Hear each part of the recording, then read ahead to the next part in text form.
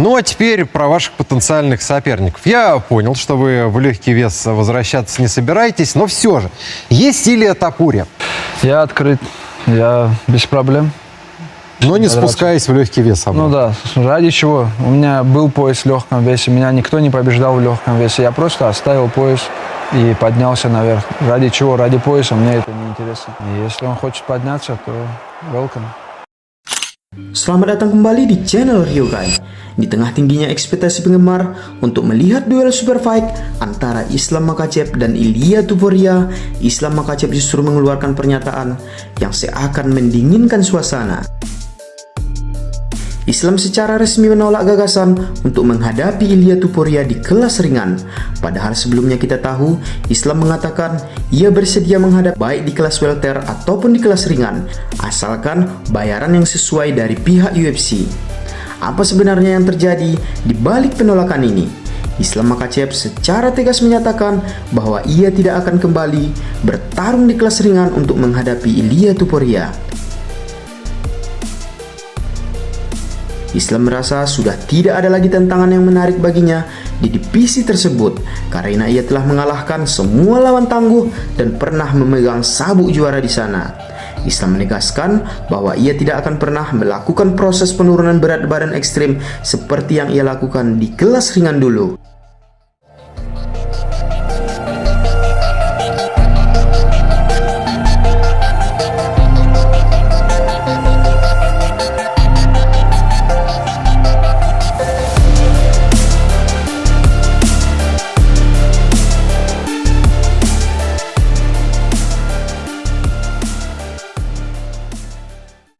Islam sebagai mantan juara di kelas ringan yang tidak pernah terkalahkan di divisi tersebut telah membuktikan segalanya. Jika Ilia benar-benar menginginkan pertarungan ini, Islam memberikan syarat mutlak, Ilia lah yang harus naik kelas ke kelas welter. Menurut Islam, Ilia tidak akan rugi apapun jika ia naik kelas ke kelas welter. Jikapun ia kalah, ia tinggal kembali ke divisinya dan mempertahankan sabuknya di sana. Islam juga melontarkan kritikan pedas terhadap rekam jejak Ilia Topuria di kelas ringan. Selain itu, Islam menyoroti fakta bahwa Arman Tsarukyan yang terus-menerus menantang Ilia setiap hari untuk bertarung.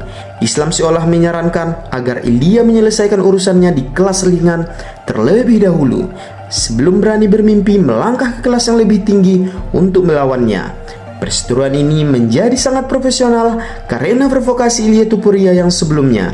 Ilia secara terang-terangan menyerang kehormatan tim Islam dan Khabib Nurmagomedov yang menyebut mereka sebagai orang yang sombong dan orang arogan. Provokasi Ilia mencapai puncaknya saat ia sesumbar ingin mengalahkan Islam tepat di hadapan Khabib. Lebih jauh lagi, ia mengeluarkan ancaman brutal bahwa jika Khabib mencoba ikut campur, ia tidak akan ragu untuk memijak kepala Khabib sang legenda tersebut. Darle sus 3-4 manos en el punto que le tenga que dar y después someterlo ahí en la esquina delante de Khabib, que son tan chulos y arrogantes que la verdad que me encantaría ahí someterlo delante de él, y si después quiere pasar Khabib también le piso la cabeza con mucho gusto. Mendengar ancaman tersebut, Islam tidak tinggal diam. Islam sempat memberikan tanggapan. Islam mengakui adanya kebencian aneh dari pihak Ilia terhadap timnya. Dengan nada tenang namun penuh peringatan, Islam merespon bahwa mereka akan menyelesaikan urusan ini, entah itu terjadi secara tidak sengaja di luar oktagon atau dijadwalkan secara resmi di masa depan. Melihat data statistik resmi, Ilia Topuria memang petarung yang sangat berbahaya dengan rekor 17-0. Kemenangan terbarunya atas Charles Oliveira pada Juni 2025 lewat KO hanya dalam waktu 2 menit 27 detik membuktikan ketajamannya di kelas ringan. Namun dengan ketegasan Islam yang enggan turun berat badan lagi, rumor yang beredar menyebut bahwa duel ini kemungkinan besar hanya akan bisa terwujud di kelas welter. Islam Makhachev sudah menarik garis tegas, tidak ada duel di kelas ringan. Sekarang pilihannya ada pada Ilia Topuria. Apakah ia cukup berani untuk naik kelas demi menuntaskan dendam pribadinya? Bagaimana menurut kalian? Apakah Ilya akan sanggup menghadapi dominasi Islam di kelas welter?